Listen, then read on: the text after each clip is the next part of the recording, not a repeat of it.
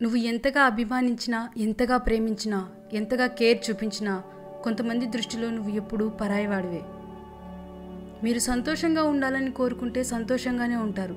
మీరు బాధల్లో ఉండాలని కోరుకుంటే బాధల్లోనే ఉంటారు. ఏదైనా మీ మనస్సు పైన, మీ ఆలోచన విధానం పైన ఆధారపడి ఉంటుంది.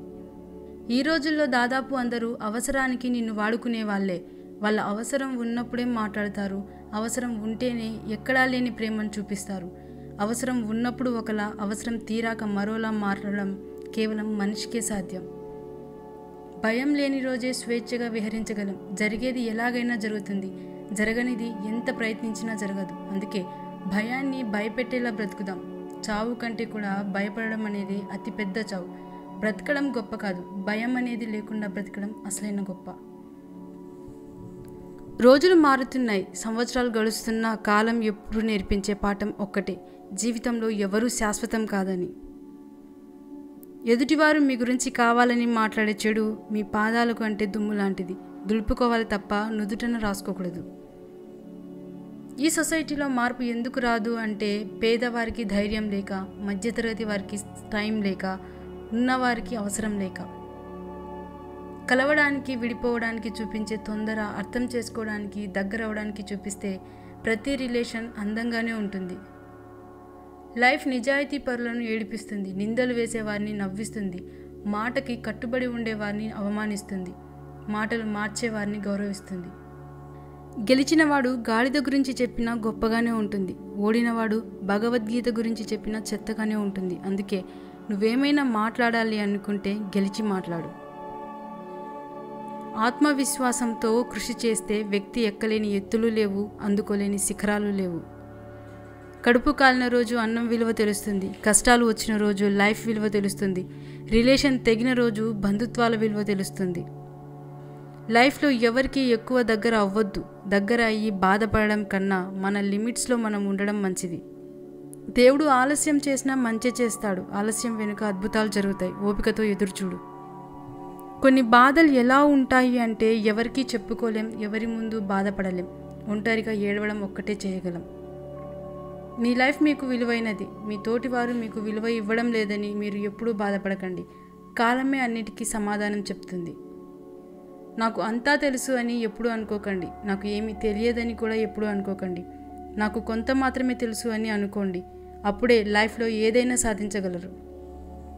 ఒక్కోసారి నీ నొప్పిని తగ్గించడానికి ఏ మెడిసిన్ పనిచేయకపోవచ్చు, కానీ మనసుకు నచ్చిన వారితో 5 నిమిషాలు మాట్లాడితే చాలు, ఆ నొప్పిని మర్చిపోవచ్చు.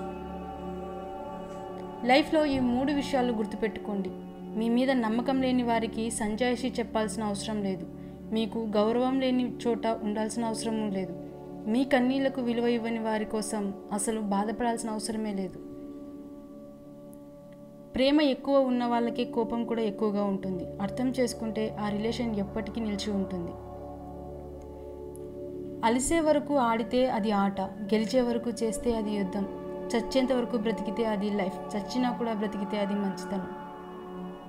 కష్టం విలువ, ఇష్టం విలువ ఒకరు చెప్తే తెలిసేవి కావు. కష్టాన్ని, ఇష్టాన్ని స్వయంగా అనుభవించి అనుభూతి చెందితేనే తెలుస్తాయి. లేదంటే ఎదుటివారు పడే కష్టం తేలికగాను అనిపిస్తుంది, చూపించే ఇష్టం చులకనగాను కనిపిస్తుంది.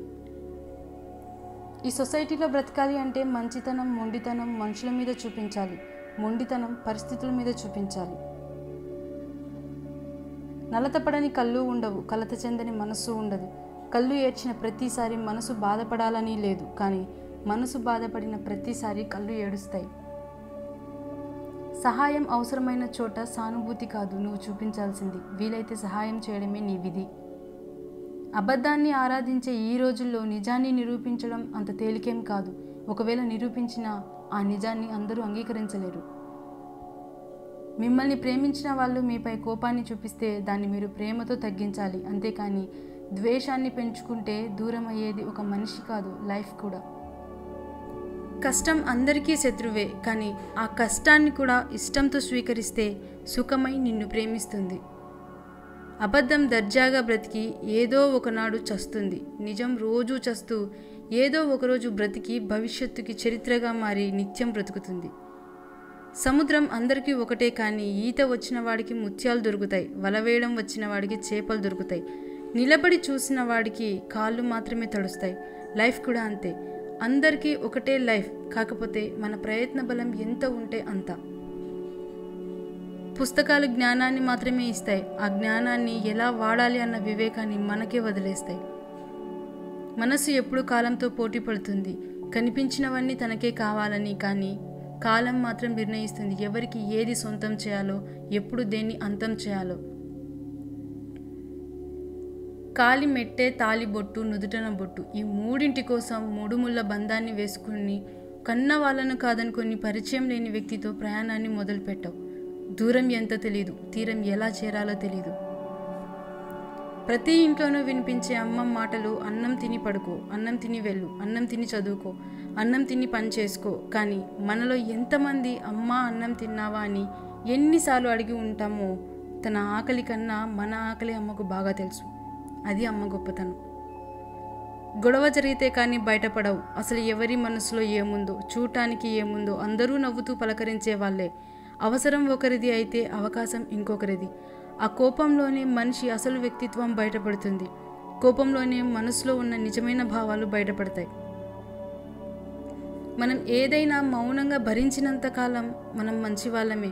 ఎప్పుడైతే భరించలేక ఎందుకు అని ఎదురు ప్రశ్నిస్తామో అప్పుడే మనం ఎంత మంచి చేసినా అన్నీ మర్చిపోయి మరీ మనకు ఎక్కడా లేని చెడుతనాన్ని అంటగట్టి మనకే తెలియకుండా మనల్ని ప్రపంచానికి ఇంకోలా పరిచయం చేస్తారు. ఎంత విచిత్రమో కదా ఈ మనుషులు. మనం ఎంత మంచిగా ఉన్నా ఎవరో ఒకరి కథలో చెడ్డవాళ్ళమే. కాబట్టి ఇతరులకు నచ్చాలని నటిస్తూ బ్రతకడం కన్నా మనకు నచ్చినట్టు బ్రతికేయడం మంచిది. నువ్వు గెలవాలంటే ఎప్పుడో ఒకసారి ఓడాల్సిందే. వేట మొదలు పెట్టే ముందు సింహం కూడా 2 అడుగులు వెనక్కి వేస్తుంది. పంజా విసరాలంటే వెనక్కి అడుగు తప్పదు. గెలుపు కోసం ఎప్పుడో ఒకసారి ఓటమి తప్పదు. ఓటమి నీదే, వేట నీదే, అంతిమంగా గెలుపు నీదే. మీ జీవితం అతి దుర్భరంగా ఉన్నప్పుడు, పరిస్థితులన్నీ ప్రతికూలంగా మారిపోయినప్పుడు కూడా ఒక్కటే గుర్తుపెట్టుకోండి. వదులుకోకుండా ఉంటే ఒక తాబేలు కూడా ఎప్పటికైనా పరుగు పందెంలో నెగ్గగలదు. జీవితంలోని అన్ని దశల్లో బాల్యం అత్యుత్తమమైనది. నాకు కష్టం వచ్చినప్పుడల్లా అనిపిస్తుంది నేనే అక్కడే ఆగిపోతే బాగుంటుందని. మొక్కను పెంచండి, పర్యావరణాన్ని రక్షించండి, లేకపోతే భవిష్యత్తులో కాలుష్యం కోరలు ఆకాశాన్ని కూడా చీల్చగలవు. నీ జీవితంలో నీకెవరైనా ఏమైనా చేశారా అని నువ్వు ఎన్నడూ ఆలోచించకు. అలా ఆలోచిస్తే నీకు మిగిలేది దుఃఖమే. నువ్వు ఎవరికైనా ఏమైనా చేశావా అని మాత్రమే ఆలోచించు. అలా ఆలోచిస్తే నీకు అంతా ఆనందమే. ఒకరోజు ప్రేమ స్నేహాన్ని అడిగిందట. ప్రపంచమంతా నేను ఉండగా మళ్ళీ నువ్వు ఎందుకు ఇక్కడ అని. స్నేహం నవ్వుతూ చెప్పిందట, ఎక్కడైతే నువ్వు కన్నీళ్లు మిగులుస్తావో అక్కడ చిరునవ్వులు పూయించడానికి అని. స్నేహం అనే పదం చాలా గొప్పది. ఆకలి విలువ కాలే కడుపుకి, ప్రేమ విలువ గాయపడ్డ మనసుకి, కన్నీటి విలువ నిజాయితీకి, మనిషి విలువ కష్టాల్లో ఉన్నవారికి మాత్రమే తెలుసు. మన మనస్సును అదుపు చేయలేకపోతే మనం ఇంకొకరి అదుపులో ఉండవలసి వస్తుంది. మనస్సును మనం శాసించకపోతే అదే మనల్ని శాసిస్తుంది. చెట్టు ఎంత గట్టిగా ఉన్నా కాలాన్ని బట్టి ఆకులు, పువ్వులు, పళ్ళు వస్తూ ఉంటాయి, రాలిపోతూ ఉంటాయి. అలాగే నువ్వెంత నీతిగా బ్రతికినా కష్టాలు, కన్నీళ్ళు వస్తూ ఉంటాయి, పోతూ ఉంటాయి. నేర్చుకోవాల్సిందల్లా తడబడడం కాదు, స్థిరంగా నిలబడడం. కళ్ళు చూసే ప్రతి దృశ్యం నిజం అనుకోవడం తప్పు. చెవులు వినే ప్రతి మాట సత్యం అనుకోవడం ఇంకా తప్పు. చూసింది, విన్నది గుడ్డిగా నమ్మి ఒకరి వ్యక్తిత్వాన్ని నిర్ధారించడం అన్నింటికన్నా పెద్ద తప్పు.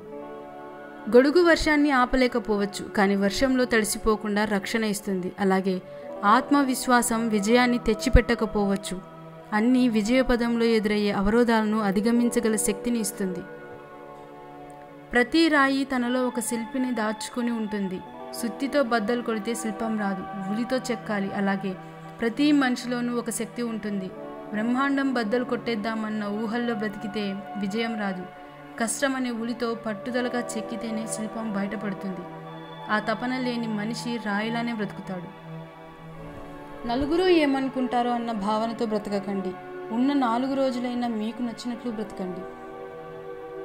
కొంతమంది అవసరాలు మారినప్పుడు నీతో మాట్లాడే విధానం కూడా మారుతుంది. ఎవరి గురించి ఎక్కువగా ఆలోచించకండి, ఎందుకంటే అది మనశ్శాంతిని దూరం చేస్తుంది.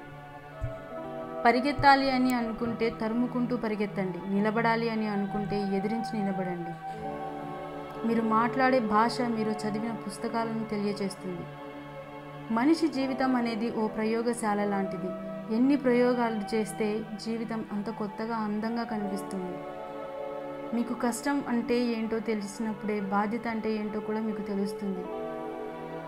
మీ భయాలను ఎవరితోనూ చెప్పకండి, మీతోనే దాచుకోండి. మీ ధైర్యాన్ని మాత్రం నలుగురికి చెప్పి అందరితోనూ పంచుకోండి. ఈగో అనేది ప్రతి వ్యక్తిలోనూ ఉంటుంది, కానీ అది ఎంత ఉండాలో అంతే ఉండాలి. అంతకు మించితే అది అనకొండలా నిన్నే మింగేస్తుంది. భార్యాభర్తల మధ్య ప్రేమ తగ్గినప్పుడు తప్పులు ఎక్కువగా కనబడతాయి. ఒక చెడు అలవాటుకు అయ్యే ఖర్చుతో ఒక బిడ్డను పోషించవచ్చు. నీ కళ్ళు చూస్తే ప్రతి దృశ్యం నిజమనుకోవడం తప్పు. నీ చెవులు వినే ప్రతి మాట సత్యం అనుకోవడం ఇంకా తప్పు. చూసింది విన్నది గుడ్డిగా నమ్మి ఒకరి క్యారెక్టర్ని నిర్ధారించడం అన్నింటికంటే పెద్ద తప్పు. సమయాన్ని మరియు సమస్యని తెలుసుకొని సహాయం చేయి. అదే ఆపదలో నిన్ను కాపాడుతుంది. నీపై ఇష్టాన్ని కోల్పోయిన స్త్రీ ఈ 4 చేస్తుంది. నీ ఇష్టాలను పట్టించుకోదు. నీతో ఏ విషయాన్ని చర్చించదు. నీకోసం టైం కేటాయించదు. ప్రతి చిన్న విషయానికి నీలో తప్పులు వెతుకుతుంది.